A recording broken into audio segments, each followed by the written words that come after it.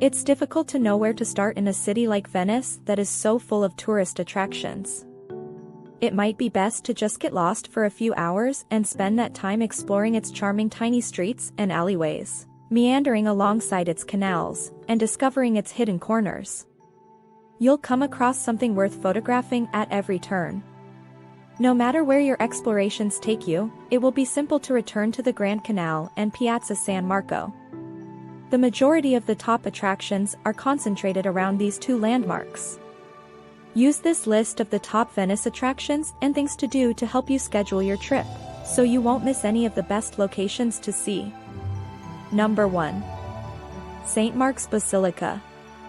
Certainly Venice's best-known church, and one of the most easily recognized in the world, St. Mark's Basilica was originally the Doge's private chapel, decorated with Byzantine art treasures that are part of the booty brought back by Venetian ships after the fall of Constantinople. Number 2. St. Mark's Square. The vast expanse of Venice's largest square is brought together and made to seem almost intimate by the elegant uniformity of its architecture on three sides. But more than its architectural grace, St. Mark's Square is loved as Venice's living room, the place everybody gathers, strolls, drinks coffee, stops to chat, meets friends and tour guides, or just passes through on the way to work or play. Number 3. Bridge of Sighs. Visitors arriving in Venice once stepped ashore under the facade of this extraordinary palace. They couldn't have failed to be impressed, both by its size and the finesse of its architecture. If they were received inside by the Doges, the impression would only strengthen as they entered through the Porta della Carta, a perfect example of Venetian Gothic at its height, and ascended the monumental Scala dei Giganti and the gold-vaulted Scala d'Oro to be received in what many consider to be the palace's most beautiful chamber, Sala del Collegio.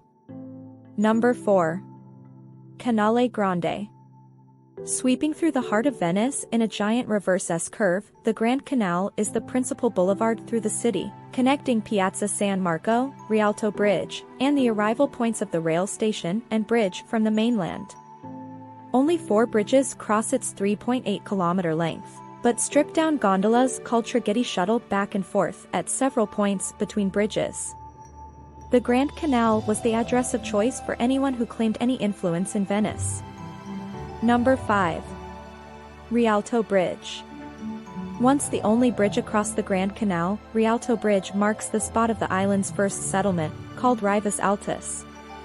Built in 1588, some 150 years after the collapse of a previous wooden bridge, this stone arch supports 2 busy streets and a double set of shops.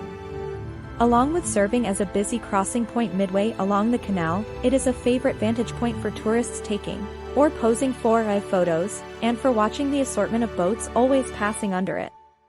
Number 6. Santa Maria della Salute. One of the most photographed churches in Venice, Santa Maria della Salute has a postcard setting, rising at the tip of a peninsula across from the Doge's palace. The monumental Baroque church was built as thanks for the end of the plague of 1630. But the fragile land wouldn't support its tremendous weight, so its architect, Baldassare Longina, had more than 1 million timbers driven into the floor of the lagoon before he could erect the church. That's all for today. I hope you liked the video. Don't forget to subscribe to the channel. See you next time.